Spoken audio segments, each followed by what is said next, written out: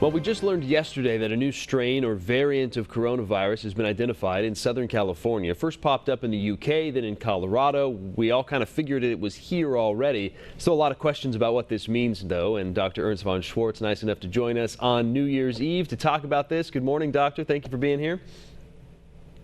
Good morning, Joe. Thanks for having me on. All right, you are a wealth of knowledge when it comes to this stuff. So tell us about this variant. What does that mean? Are viruses always changing like this? Keep in mind, the virus itself is not, per definition, a living organism. The virus needs cells.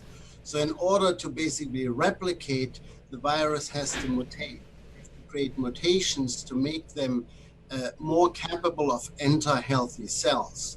So that new variant, which we call B117, has at least 17 mutations, which alters the genetic code, which enables those viruses to enter healthy cells much more easily. So there's more mutations actually on the horizon, of course, because viruses always change in order to survive, basically, to use the cells for their own replications. What does this mean for vaccines that are now being rolled out? Do we think that this variant would still be stopped by the vaccine? Well, it needs to be determined, of course, but the vaccines are thought to be effective. What is known is that that variant, the B117, has definitely a much higher transmissibility, meaning they're much more contagious, up to 70%. So more people will get the virus.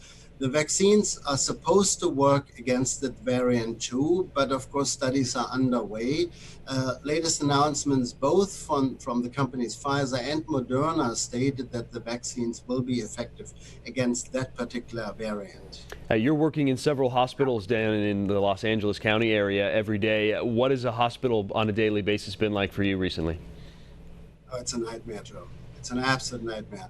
I mean, I've never in my entire professional career of 30 years written so many death certificates like I did in the last few weeks. Keep in mind that if you look at the CDC numbers, 40% or more of patients above the age of 80 who are admitted to a hospital with COVID right now don't make it out. They pass away, basically. Among the youngest, fortunately, of course, the numbers are much, much lower. Among 40 to 50-year-old patients, only 4 to 5% die. But it's an absolute disaster. The hospitals are packed. The ICUs, intensive care units, respirator beds are all full. Many hospitals have cut down now elective surgeries. The ERs are packed, people standing outside in line, waiting to be seen and evaluated. It's a nightmare.